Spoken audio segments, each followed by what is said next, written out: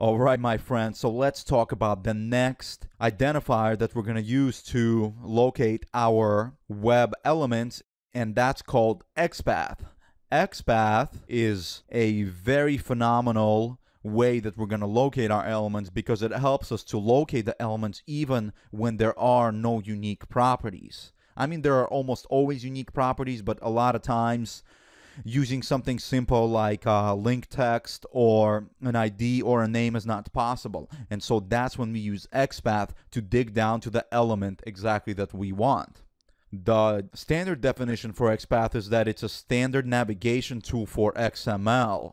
However, XML and HTML are very similar for those of you that know what XML looks like. And you guys just learned what HTML looks like. And basically, XML looks exactly the same, except for XML was developed to convey data, and HTML was developed to display data. So kind of a different purpose of each one, but they're both structurally very similar. In fact, almost the same, minus a few key differences. So if you look at a standard HTML, that's what XML looks like. But anyways, because of that, those similar structures, we can navigate HTML using XPath. So let me show you guys some examples. Let's pull up our friendly qtptutorial.net/automation practice page. And then I'm going to come over here, grab this highlighting tool, and I can hover over this button. And rather than using CSS here, I'm going to select XPath. Rehighlight again. And you guys can see here that this is the XPath that was provided to me by the tool. When I highlighted this element, this is the XPath that was given.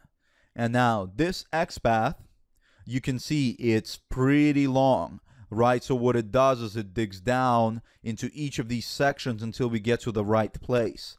So for example, it starts with this ID post. So that comes up all the way up to here, right? So then it takes the next child and comes in here and then in there and then inside of here. And see how it keeps getting, the area keeps getting smaller, and then inside of that area is something else, and then inside of that area is something else, and then inside of this area is a button, and inside of that is finally our click me link that we want to click upon. So this is what's called a relative XPath, but it's a very long relative XPath. An absolute XPath would actually start at the very top and then keep drilling down. This one skips a few divs. It skips a lot of divs, and it actually starts at this post ID.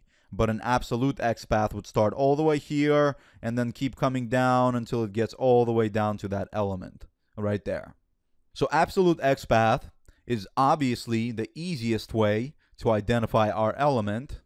The problem is that it's very long and that any change in the structure will break the locator. So for example, if you look at these two buttons, let me highlight this button and then take this, Control A, Control C to copy it over into my notepad. Put that over here for you guys. And then, so that's this button, right? Button number 1. Let me put button number 2. Now, check out these two buttons compared to each other. Do you guys see how they're almost exactly the same? The only difference is that this is form 2 and this is form 1. Their location is different in the website because one is above another.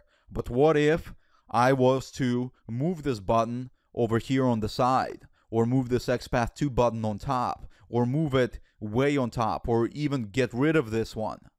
If that were to happen, this would no longer be true. Because, right, if you imagine that this is the button that we want, but now this button got moved down here, this would be its new address. You can think of this as like the home address, right? If we want to go to this house, the family in that house has moved to a different place. When you come here, you're not going to find the family that you want, because you have their exact address. Instead, what you need is a relative way to figure out where the family lives and then go to that location. Right? And that a good analogy there is if you had the family's phone number that you wanted to visit, and you say, hey, what's your address? And then they would tell you whether it's this one or this one. It wouldn't matter. But that's where relative XPaths come in and help us make our jobs much easier rather than using absolutes. And absolutes, like I said, are very easy, but they are bad and dangerous. And when elements get shuffled around, which they always do unless you're working on a really bad application that never changes, you should use relative XPaths. Okay, so don't use absolutes. They're just good to know, but we're going to learn how to use relative XPaths extremely well.